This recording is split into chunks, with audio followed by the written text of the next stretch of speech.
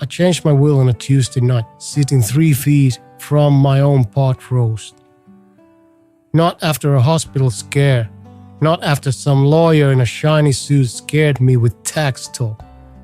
No, I changed it after my youngest son looked at my plate, then looked at my house keys and asked whether I still needed all this space. Needed. That word hit the table harder than any BFH I ever swung in the machine shop. I am 91 years old. I have buried 1 wife, 2 brothers, and a friend named Earl Haskins, who handed his house deed to his daughter because she promised, "Daddy will always take care of you."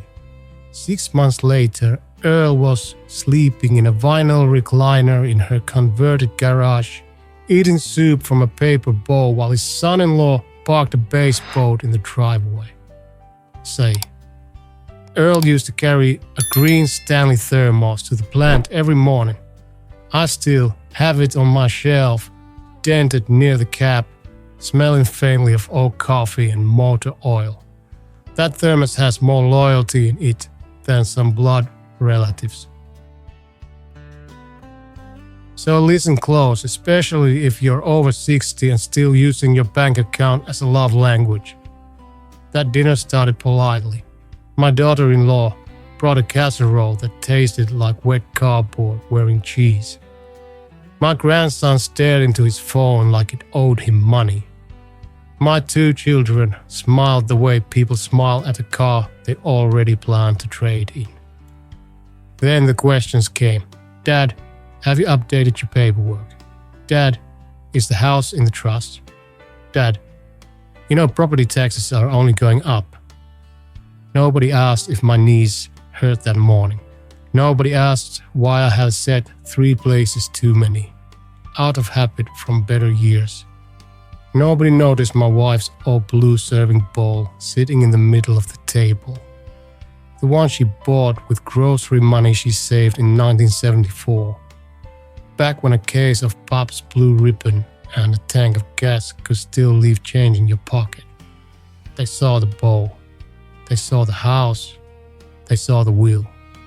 They did not see me. Now here is the ugly truth.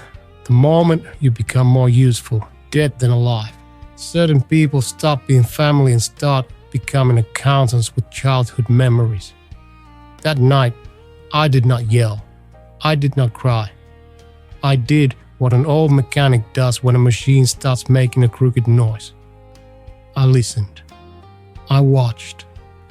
I kept my mouth shut because sometimes the wisest thing a man can do is let people finish revealing themselves. The next morning, I put on my work boots, took Earl's thermos off the shelf and called my lawyer. For years I believed that old fool's fairy tale. Leave enough behind and your children will stay gentle.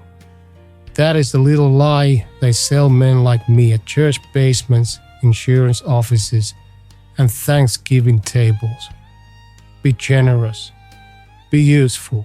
Keep the peace. Don't make trouble. Let the kids know there will be something waiting for them when you're gone. Well, let me tell you what that something becomes. It becomes a leash. Mine was a brown envelope in the second drawer of my roll-top desk. Same desk I bought in 1978 after working 12 straight Saturdays at the truck garage. Inside that envelope was my will, folded crisp, with my children's names written in polite legal language that made greed sound like family planning. Beside that drawer sat my old Craftsman socket set, chrome-worn dull from 40 years of busted knuckles and percussive maintenance.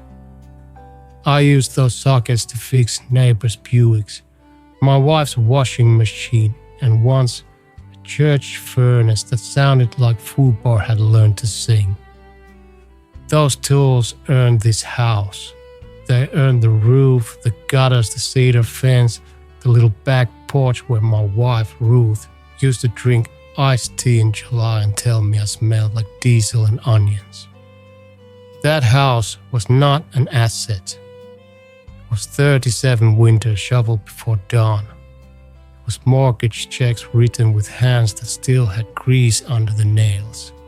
It was Ruth humming in the kitchen while the blue serving bowl sat full of mashed potatoes, green beans, or whatever miracle she made from $3 and stubbornness.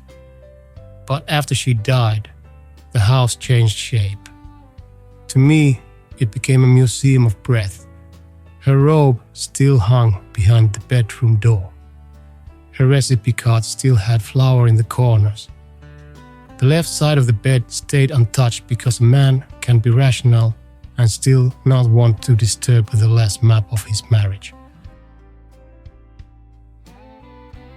To my children, though, the house became square footage. That is the illusion you must kill before it kills your dignity.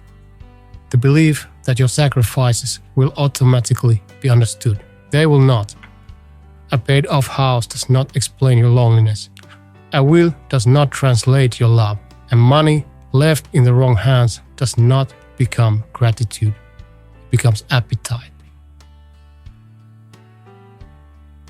That night at dinner, while they passed Ruth's blue bowl around like it was just crockery, I finally saw the object clearly. The will was not protecting my family. It was teaching them to wait. My daughter Linda was the one who brought the folder. Not a birthday card, not a photograph of the grandkids. A manila folder, clean as a church shoe, placed beside Ruth's blue bowl before dessert even touched the table. She tapped it with one fingernail and said, "Dad, don't get upset. We're just trying to be practical." Practical. That word has buried more love than hate ever did. My son Patrick leaned back and did that soft voice people use when they want your signature but not your opinion. He said, "You know, Dad, if something happens, probate can be a nightmare." I nodded. Hell, I knew probate. I knew paperwork. I spent half my life reading repair manuals written by men who must have hated the English language. A legal form did not scare me. What scared me was how calm they were while measuring my life like lumber at a yard. Then Linda said, "Maybe the house should be transferred now, just to keep things simple." There it was. Not, "Are you safe here?" Not, "Do you want help with the stairs?" Not, "Dad, what would make your last years easier? Just transfer the house." I looked down at Ruth's bowl. There was a hairline crack near the rim from 1986 when I dropped it during a Monday night argument about a busted water heater. I fixed that heater with Alabama chrome and a prayer. Ruth fixed the evening by making meatloaf and pretending I was not a stubborn jackass. That bow had survived more truth than my children had. Then my grandson Tyler finally looked up from his phone. He said, "Grandpa, nobody wants you in a nursing home, but this house is a lot for one person. Nobody wants you in a nursing home." That sentence had grease on it, too slick, too polished, like a salesman wiping fingerprints off a used Chevy. I remembered Earl Haskins then, Earl at the VFW, drinking cheap beer and laughing about how his daughter had a head for money. Earl signing papers because he believed blood was stronger than greed. Earl calling me one winter morning whispering, "Ray, I think I made myself a guest in my own damn life." 3 months later, Earl was gone. Heart gave out, they said. Maybe. Or maybe a man can die before his heart stops when his own children start treating him like occupied property. So I smiled. I passed the gravy. I let them talk. And while they planned my future, I quietly took my name back. Here is the hard truth. 1. If your children only become tender when paperwork is mentioned, They are not responding to love. They are responding to inventory. I know that sounds cruel. Good. Truth ought to scrape a little going down. At 91, I have learned that age does not make you helpless all at once. It makes other people brave around your weakness. They see your slower walk, your pill bottles, your hearing aid whistling like a bad carburetor, and some of them start thinking you're no longer the owner of your own life. You become a project, a burden, a future payout with shoes. Hard truth 2. Guilt is the cheapest tool used on all parents. After all I do for you. You don't trust your own family. We're only trying to protect you. That is not protection. That is a crowbar wrapped in a Hallmark card. I have seen it. A daughter takes over the checkbook. A son helps with online banking and suddenly knows every dollar. A grandchild needs a loan, then another, then one more until your retirement looks like a busted vending machine. And you keep feeding it because you're afraid that if the money stops, the visits stop too. Well, maybe they do. And if they do, you finally learn the price of the room. Hard truth 3. An inheritance is not a parenting exam you must pass after death. You do not owe your children a house for ignoring your loneliness. You do not owe them savings for showing up twice a year with store-bought pie and funeral home smiles. You do not owe them your peace just because their last name matches yours. My wife Ruth used to say, "Ray, don't confuse noise with music." I think about that now. Family dinners can make plenty of noise. Plates, laughter, love you dad, all that nice wrapping paper. But music has rhythm. Music has care. Music shows up when there's no check to cash. That night had no music. So I changed the wheel, not out of spite. Spite is a young man's gasoline. It burns hot and leaves you stupid. I changed it because stoicism finally made sense in my own kitchen. I cannot control whether my children love me well. I cannot control whether they see me as their father or their estate. But I can control my signature.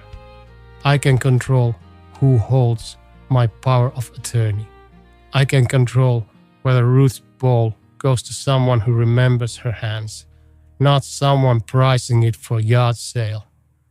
I can control whether Earl's old mistake becomes my last one. You may be old, but if your mind is clear and your hand can still hold a pen, you are not finished. You are still the owner. So here is the ultimatum, and I do not care if it makes your Thanksgiving awkward. If your children want your money more than your company, stop calling that love. Call it what it is. A bad deal with family photos taped to it. Do not hand over the deed because someone says it will make things easier. Easier for whom? Do not put a child on your bank account because they sigh loudly at the grocery store. Do not sign a power of attorney while someone stands behind you, rubbing your shoulders like a prison guard with cologne. Take the papers to a lawyer who does not eat at your table. Talk to a doctor if your mind is getting foggy. Pick one honest friend, pastor, neighbor, or old troublemaker from the VFW who will tell you when you are being played. Pride is useful until it makes you quiet. Then it becomes a muscle. And for God's sake, stop bribing people to visit. Keep your house if it keeps you steady. Sell it if it gives you freedom. Give your money to your children, a church, a dog shelter, a scholarship fund, or a waitress who remembers your coffee without asking. I do not care. Just make sure the decision comes from your spine, not your fear. Because the last signature of your life should not be written by loneliness. After I changed my will, Linda called me cold. Patrick called me confused. Tyler stopped texting. Then On a quiet Sunday, my neighbor boy came over and fixed the porch rail without being asked. He took Ruth's blue bowl from my hands like it was made of glass and said, "Mrs. Ruth used to bring us soup in this." That boy is in the will now, not for the porch rail, for remembering the woman behind the bowl. So look at your own dinner table tonight. Watch who reaches for your hand and who reaches for your house. Then act accordingly. Sign the paper